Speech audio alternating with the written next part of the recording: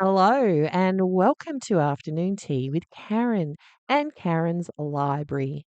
Today's theme is online masculinity, starting with the ABC because they're the government and this is what the government is selling. A new report has revealed how much online masculinity content is influencing young people's lives. The Movember Institute of Men's Health surveyed more than 3,000 men across Australia, the UK and the US, and it found that more than two-thirds of surveyed Australian men are engaging with masculinity content online. Now, those who engage regularly say they feel more optimistic, but are more likely to experience feelings of worthlessness and engage in risky behaviour like taking steroids. They also place greater importance on personal emotional control and hold more rigid gender beliefs. The report calls for more positive role models on social media that offer diverse representations of masculinity. Some content creators are aiming to promote positive masculinity. I do feel like having the big muscles and the six-pack is not necessarily indicative of what a man is anymore.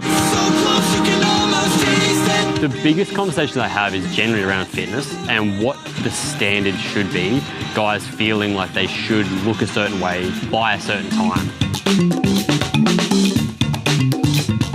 Just because maybe you can't do a handstand upside down while doing push-ups, that doesn't mean you're a failure in fitness. As long as you feel fit and healthy and comfortable in yourself, that's the main thing. Masculinity is not a black and white construct anymore. It's fluid. The way I try and be a man is by being a kind person that does what I want to do without harming others.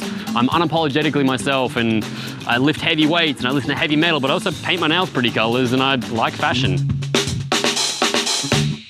How you doing, sir? I'm Snooge. Good. Hi. What's your name? Larry. Larry, nice to meet you. Nice What to do meet you you. what do you do for work? How do you make your money? I work for a public listed company. Public? B2B, yeah. What kind of company? B2B. Oh, E-commerce. okay. Yeah, E-commerce. yeah. What, are you able to say like what it is exactly? Yeah, help people to transact, trade furniture, those kind of big and bulky stuff. Oh, okay. So you work for them or you own it or? I own it. Oh, you own it. Okay. Yeah. How long you been doing that for? Yeah, 10 years. 10 years? Yeah. How much can one make per year doing that? Best year? I'm a founder. Best year? Last year, 94 million. 94 mil. So he's the real deal, huh? Now, how does one even become a founder of something like that? Did you go to school for that or no? Yeah, I went to business school. Yeah. Okay, so you went to business school. Then after business school, how did you like start that company exactly? I started a company for we do software outsourcing. Software outsourcing. in Okay. Japan, Okay. And, it didn't make it and pivot to e-commerce later. E-commerce. Okay, nice. And like, did you like? Is it like joining the right partners and investors, or how? Yeah, we got investors, venture capitalists invested in us on day one, but Okay. we gradually have more of those until we got publicly listed. See, now, do you have any advice to like the aspiring entrepreneur to get to your position one day? Oh, To make 96 mil? That's crazy. yeah, I think. Yeah, it's just difficult. It's Yeah, of not course. really for everyone. Yeah. And, you need everything, including hard working and the vision and sometimes the luck. Yeah. Yeah. No, absolutely. Now, last question. Are you here in the U.S. now? Yeah. Who are you voting for? Yeah, I just feel no offending to those Democratic, but I just don't feel that they're using the tax we paid, wisely. They waste a lot of those. The Democratic Party. Yeah. Okay, so you feel like the Republican will get us back to that. They have a better idea about the business, how to use money. Yeah, that's my impression. Jan, you've been on the channel a few times now, and now that the mayor might be potentially Zoran Mandami, will you vote for him? I can't imagine anyone I would vote for after him. I think I would vote for, that truck over there, over him. No, put mildly, I will not be voting for him. My hope is that many other people will not be. The only thing I can really say is I am concerned. From what I've heard, only about 5% of New Yorkers voted for him. So in the primaries tend to be low turnout elections, so fringe candidates do better because they have a lot of energy, and then the regular voting mass just doesn't. The hope is that a lot of different people coalesce behind Eric Adams, because this is unacceptable. It's one thing to have Los Angeles or Chicago have some fringe, DEI mayor. But it is another to have an Islamist communist who's 32 and whose mom was a Bollywood millionaire director who has never worked a day in his life and is a failed rapper try to run New York City. New York City is not a city that we can sacrifice to Islamism or to communism. There's too much here, too much business, too much real estate. I don't know if it works the same way. I don't think people can just look past New York the same way and let it go.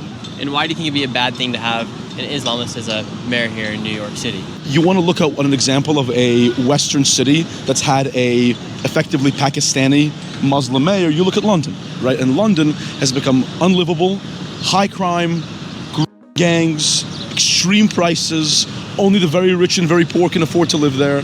That's effectively what would happen here. Another one of Mandami's policies is to defund the police and bring in a new group of police that would just be outreach and be helping people here on the streets. What do you think would happen to New York City if Mandami does go through with another one of his policies to defund the police? Portland, Oregon is what will happen, except with tremendously more crime. It's a much larger city. Pharmacies will close. Many stores will close. The same liberal white women that voted for him will be targets of both robberies and assaults on a constant basis. And then, only then will people realize that some of these changes are very hard to undo. Very hard. And remember this guy because we'll be coming back to him later in this video.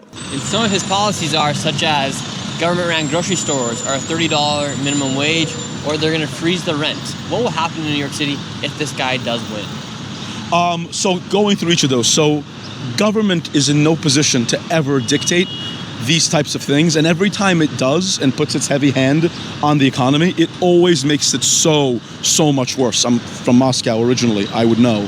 We ran from there once. I'd like to not do it again. But if you create government subsidized stores, you will destroy regular stores while jacking up prices of this stuff anyway. The amount of taxes you're going to have to increase to do this, he's published this budget is going to triple what it presently is. I believe from something like 20 billion, was it 20 to 60 billion, or 2 billion to 6 billion? I don't remember what it is. It's tripled. So, but then as people start to leave, you're looking at taxing the people that stay even more, because the taxes go up and they have to raise them more and more and more because the budget keeps falling short. As far as real estate, people are going to just stop developing. They're going to start warehousing apartments. At some point, the government is going to be stuck owning some of these tenements, which of course is going to be more tax obligations, and the city is going to become Detroit. We know what happens. Detroit fell apart in a generation. Do we want New York to be another Detroit? What happens if the stock exchange leaves? What happens if all the big law firms leave? Because people will want to leave. You think New York City will fall if this guy is elected mayor? Oh, there's no question. It's already barely surviving. In the last 12 years, things have not been going well. All the various state bills, COVID, the city's not the same. Everything's very expensive. It's really only for the very rich and very poor. Young people move here, live like 4 to an apartment, paying their entire salary in rent and groceries. If you continue to move in that direction and take an even sharper leftist turn, plus you start importing various Islamist ideologies, the city simply can't survive. No one wants to stay here, and there's no money to be made anymore. And one of Mandami's policies, because he wants to essentially make New York City Trump-proof by raising enough money through other forms to not have to receive federal funding. And one of the ways he wants to do it is by taxing the rich, people that make over $1 million a year, an extra 2%. What will happen to that group of people that are making $1 million? Will they leave New York City, or do you think they're going to stay? So right now we're talking about the border and building a border wall. The Soviet Union also had a curtain or a wall, except it kept people in, because the thing about communism is it's so much fun you can't leave, and it only works when people who produce, which is the minority, can't leave. What this little moron does not understand is that this is America. People can just leave New York. He's gambling that they cannot move with their job, or they can't move with their family. He's sorely mistaken. And the other thing he has to remember is that he is the mayor, he's not the governor, meaning that people don't need to leave the state to avoid him. They can just leave the city. And the more he tries to Trump-proof it by charging his people more, the more those people will leave, the more monetary shortages he has, the more he must raise taxes, and the cycle will continue. He's more than welcome to try. We'll see what happens. There is some discussion of whether or not he can be denaturalized, because when you sign to become a citizen, I think there's an oath you take that you're not a member of any terrorist or communist organization. He is arguably members of both. So the question is, would the Trump administration be willing to look at him? Because a part of me, I'm kind of thinking out loud here. I don't know, is Donald Trump, who grew up in the city and who became who he is in the city, really willing to let this city go? It's one thing to let Chicago get worse or LA burn, but it's another thing to let New York become a communist Islamic utopia, which is to say dystopia. I wonder if that's going to happen.